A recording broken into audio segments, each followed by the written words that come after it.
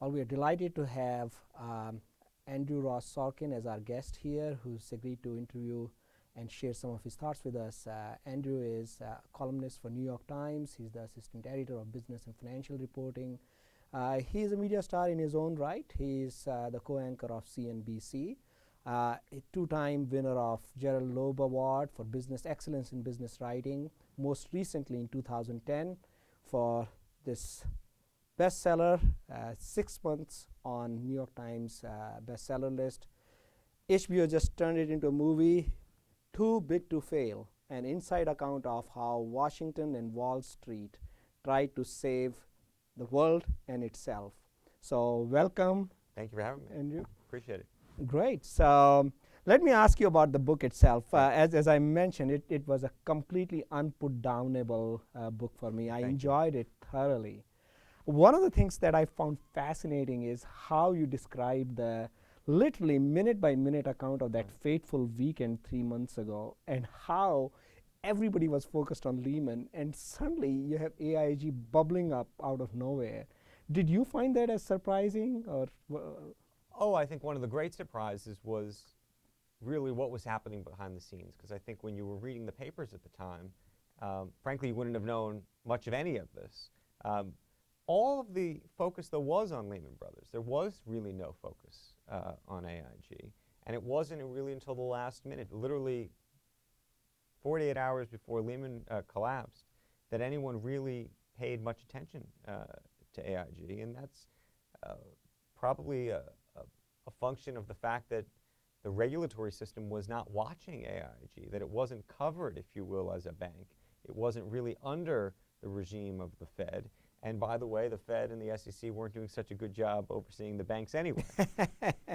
Yeah, now this is incredible. In the book you mentioned how Frostman walks over from AIG with this really badly scribbled piece of paper saying, you know, AIG is going to be out of money tomorrow. And Chris Flowers brings it over and gives it to Hank Paulson, and that was really sort of the realization. That was the moment where I think they said, "Oh my goodness, we have a much bigger problem that we're going to be confronting in the next 48 hours." And that's related to the issue that I was going to ask you. You bring it up in the regulation. We have this massive so-called shadow banking system. Right.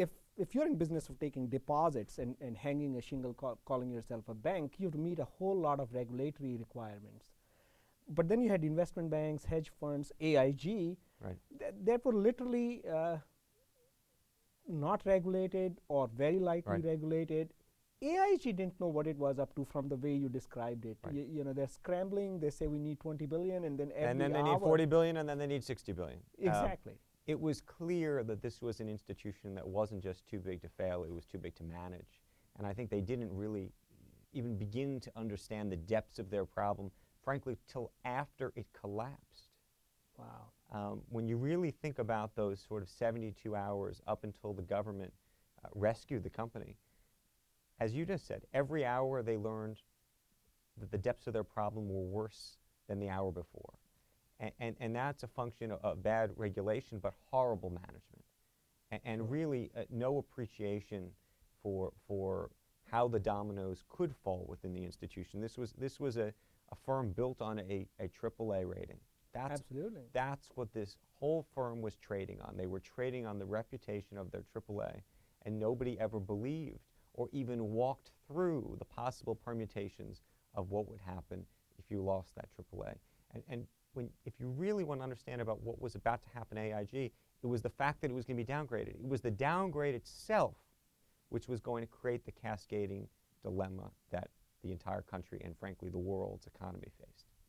So that brings up the other point. Are we smarter now? You know, it's been 3 years. Do you think we have learned our lesson? Do you think the rating agencies, the regulators, could we spot an AIG better now?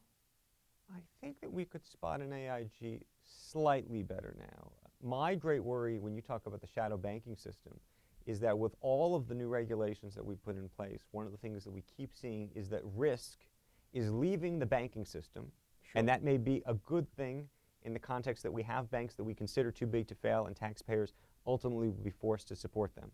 But that all of that risk, whether it be the arbitrage desk at Goldman Sachs or what have you, is now moving off the radar into the shadow banking system. Sure. You know, that desk is now living at KKR, which is regulated but is more lightly regulated. So Sure. the question is going to be, in 5 or 10 years from now, do we have a handle on where the risk is? And the other issue is, I don't think we've completely solved, is we don't really understand all of the sides of these derivative counterparties, which was the problem with AIG. Sure. We were just so scared that on the other side somebody was going to get hit. And when we found out ultimately, by the way, that dozens of banks around the world would have had huge, huge problems. But when you think about the too big to fail dilemma that we live in today, and think about Europe, why are we worried about the French banks? Because we don't know who's on the other side. We don't know who the counterparty is. When the US banks say, for example, that they feel completely hedged and or that they have little exposure to the French banks or to the Greek problem, part of it is that they own less debt, which is good news. Part of it is that they say they hedged it. How did they hedge it? Did they buy CDS protection? If they bought CDS protection, who'd they buy it from? Who is the modern day AIG? Yes. And is it one institution, in which case we have a big problem, we haven't learned anything? Yes. Or is it 30, 40, 50 institutions, in which case maybe the risk is spread broadly? My great worry is it's probably not 1, but it's probably not 50 either. It's probably 5 or 6, and that could unto itself be a problem. So you bring up Europe. I think that's a very timely issue to wrap this meeting. In some ways, are we seeing a rerun of a movie we have seen before? If you look back, the book describes it so well. It kind of anchors its starting point, unraveling of bear stearns Right. in early spring, and leads us to September. So it's not that you wake up and you are in crisis. Mm-hmm. In some ways, in Europe with Greece and the so-called pigs, we've been seeing this train wreck in slow motion, so to Right. speak, for a while.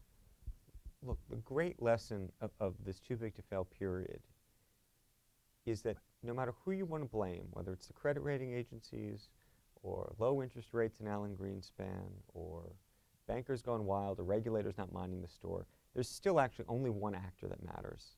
And that actor, in my mind, is debt. It's the leverage in the system. That is the match that sparks the fire. Sure. And we've done an okay job here in the US at trying to begin the deleveraging process. My great worry is that in Europe, they haven't even begun. And for the past 2 or 3 years, it is those institutions that have so much leverage on them that their deleveraging process, when and if they get there, is going to be so painful, perhaps even more painful than our own. That is the real worry. Well, thank you so much for sharing that with us, Andrew. I hope we don't have to have a sequel, but that's what it would be. Yeah, I wish we could end on a more hopeful note, Right. but the leverage question that you bring up, it's not even corporations. We are talking about sovereign governments and their debt on banks' loans. If that's the deleveraging you're talking about, it is going to be ugly, I would assume. Well, it's funny, when I first started the book, this phrase, too big to fail, people only talked about it in the context of financial institutions. The first time it was ever mentioned, 1984, in the context of continental Illinois. Today, we use the phrase in the context of states, municipalities, countries. And so it is a much bigger problem today than it's ever been. Fascinating. Well, thank you so much, Andrew. Delighted to have you here. Thank you for having me. Appreciate it. Love to be at Georgetown. Great.